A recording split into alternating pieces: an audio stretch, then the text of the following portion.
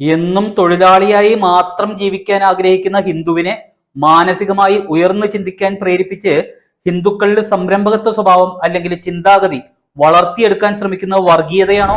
ഭാരതാംബയുടെ 3 മക്കളായിട്ട് ഹിന്ദുവിനെയും ക്രിസ്ത്യാനിയെയും മുസ്ലിമിനെയും കണക്കാക്കിയാൽ അതിൽ അംഗവൈകല്യമുള്ള കുട്ടിയായി കേരളത്തിലെ ഹിന്ദു മാറിക്കഴിഞ്ഞു. നിങ്ങൾ ഒളിയുദ്ധം നടത്തുമ്പോൾ ഞങ്ങൾക്ക് നിങ്ങളെ അഭിസംബോധന ചെയ്യാൻ വേണ്ടിയിട്ട് ചിലപ്പോ ഭീരു, ആണത്തമില്ലാത്തവൻ, ശകുനി എന്നൊക്കെയുള്ള പദങ്ങൾ പ്രയോഗിക്കേണ്ടി വരും. ഞങ്ങൾക്കത് അത്ര ഇഷ്ടമുള്ള കാര്യവുമല്ല. നമസ്കാരം. അപ്പോ ഹിന്ദു പാർട്ടി, അതാണല്ലോ വിഷയം.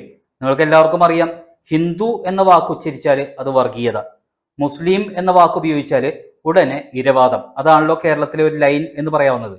ഞങ്ങളിപ്പോ ഈ വീഡിയോ ഇട്ട് തുടങ്ങിയപ്പോൾ തന്നെ ചില ഭാഗത്തു നോക്കി ചില ശബ്ദങ്ങളൊക്കെ ഉയർന്നു കഴിഞ്ഞു.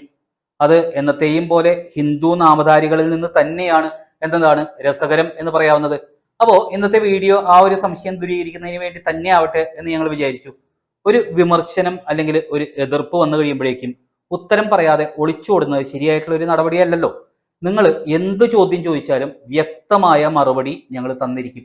അതുകൊണ്ട് നിങ്ങൾ ചോദ്യങ്ങൾ ചോദിച്ചുകൊണ്ടേയിരിക്കണം. സാധിക്കുമെങ്കിൽ ഐഡന്റിറ്റി വെളിപ്പെടുത്തിക്കൊണ്ട് തന്നെ ചോദ്യം ചോദിക്കണം എന്നുള്ളതാണ് ഞങ്ങളുടെ ഒരു അഭ്യർത്ഥന. കാരണം ഞങ്ങൾ ഇത്രയ്ക്ക് സുതാര്യമായിട്ട് പ്രവർത്തിക്കുമ്പോൾ നിങ്ങൾ ഒളിയുദ്ധം നടത്തുമ്പോൾ ഞങ്ങൾക്ക് നിങ്ങളെ അഭിസംബോധന ചെയ്യാൻ വേണ്ടിയിട്ട് ചിലപ്പോൾ ഭീരു എന്നോ ആണത്തമില്ലാത്തവനെന്നോ ശകുനി എന്നോ ഒക്കെയുള്ള പദങ്ങൾ പ്രയോഗിക്കേണ്ടി വരും. ഞങ്ങൾക്കത് അത്ര ഇഷ്ടമുള്ള കാര്യമല്ല. അപ്പോൾ വിഷയത്തിലേക്ക് കടക്കുന്നതിന് മുമ്പ് ഒരൊറ്റ കാര്യം സൂചിപ്പിക്കട്ടെ. അതായത് പാർട്ടിയുടെ ചാരിറ്റി പ്രവർത്തനങ്ങളുമായിട്ട് ബന്ധപ്പെട്ട് പഞ്ചായത്ത്, മണ്ഡലം, ജില്ലാ തലങ്ങളിൽ പ്രവർത്തിക്കാൻ താല്പര്യമുള്ളവർ അത് കൃത്യമായി മെൻഷൻ ചെയ്തുകൊണ്ട്, അതായത് ഇങ്ങനെ പ്രവർത്തിക്കാൻ താല്പര്യമുണ്ട് എന്ന് സൂചിപ്പിച്ചുകൊണ്ട് സ്ക്രീനിൽ കാണുന്ന നമ്പറിലേക്ക് മെസ്സേജ് അയക്കാൻ മറക്കണ്ട. നിങ്ങൾക്കുള്ള വരുമാനം ഉറപ്പുവരുത്തിയതിന് ശേഷം മാത്രമേ പാർട്ടി പ്രവർത്തന ചുമതലകൾ നിങ്ങളെ ഏൽപ്പിക്കത്തുള്ളൂ എന്നുകൂടി ഈ അവസരത്തിൽ സൂചിപ്പിക്കുകയാണ്. ഇനി വിഷയത്തിലേക്ക് കടക്കാം. അതായത് ആദ്യത്തെ ചോദ്യം, ഈ ഹിന്ദു പാർട്ടി ഒരു വർഗീയ പാർട്ടിയാണോ എന്നുള്ളതാണ്. അതിനുള്ള ഉത്തരം എന്ന് പറയാവുന്നത് വളരെ സിമ്പിളാണ്. ഇത് തികച്ചും ഒരു മതേതര പാർട്ടിയാണ് എന്ന് ഉറപ്പിച്ച് പറയാം. ഇനി ഇത് മതേതരത്വ സ്വഭാവമുള്ളതല്ല എന്ന് നിങ്ങൾക്ക് തോന്നുകയാണെങ്കിൽ കേരളത്തിലെ ചില നികൃഷ്ട ജീവികള് സാക്ഷര പ്രബുദ്ധ ജനതയ്ക്ക് മുന്നിൽ മതേതരത്വം എന്ന വാക്കിനെ വികലമായ രീതിയിൽ അവതരിപ്പിച്ചത് നിങ്ങൾ തൊണ്ട തൊടാതെ വിഴുങ്ങി എന്ന് മാത്രമേ ഞങ്ങൾക്ക് ഈ അവസരത്തിൽ പറയാൻ സാധിക്കത്തുള്ളൂ. കരയുന്ന കുട്ടിക്ക് പാലുള്ളൂ എന്നുള്ള പ്രയോഗം നിങ്ങൾക്ക് അറിയാവുന്നതാണല്ലോ. ഇവിടെ ഹിന്ദുവിന് വേണ്ടി കരയാൻ ആരാണ് ഉള്ളത്? ഇനി ആരെങ്കിലും കരഞ്ഞാല് അവർക്ക് പാല് കൊടുക്കുന്നതിന് പകരം വർഗീയവാദി എന്നും പറഞ്ഞ് അവനെ ഒതുക്കാനല്ലേ കേരളത്തിലെ എല്ലാ മുന്നണികളും ഭരണകൂടവും ശ്രമിക്കുന്നത്? മാത്രമല്ല അവന്റെ വായിൽ തുണിയും തിരുകി സാധിച്ചാല് ശാരീരികമായി കൂടി ആക്രമിച്ച് അടിച്ചമർത്തും. ആ ഭയമുള്ളത് കൊണ്ടാണ് ഓരോ ഹിന്ദുവും പിന്നോട്ട് മാറുന്നത്. അപ്പോ കേരളത്തില് പ്രതികരിക്കുന്നവനെ ചേർത്ത് നിർത്താൻ ഒരു പാർട്ടി അനിവാര്യമല്ലേ? ഇനി അടുത്തത്, പ്രതികരിക്കാൻ ആഗ്രഹിക്കുന്ന ഹിന്ദുവിന് ആ ആഗ്രഹം ഉള്ളിലൊതുക്കി ഒതുങ്ങിക്കൂടേണ്ട അവസ്ഥ വരുന്നത് അന്നന്നത്തെ അന്നത്തിന് വേണ്ടിയുള്ള പോരാട്ടം നടത്തുന്ന ഹിന്ദുക്കളാണ് കേരളത്തിൽ കൂടുതലും എന്നുള്ളത് കൊണ്ടാണ്. ആ അവസ്ഥയിൽ നിന്ന് മാറ്റം വരണം എന്ന് ചിന്തിക്കുന്നത് വർഗീയതയാണോ? ജാതി തിരിച്ചും മതം തിരിച്ചും സംവരണം നൽകുന്നത് മാറ്റി ഈ ആധുനിക യുഗത്തില് സാമ്പത്തിക അടിസ്ഥാനത്തിൽ സംവരണം ഏർപ്പെടുത്തണം എന്ന് പറയുന്നത് വർഗീയതയാണോ? ഇനി ഒരു മതേതര സമൂഹത്തില് ഏക സിവിൽ കോഡ് നടപ്പിലാക്കണം എന്നുള്ള ആവശ്യം ഉന്നയിക്കുന്നത് വർഗീയതയാണോ?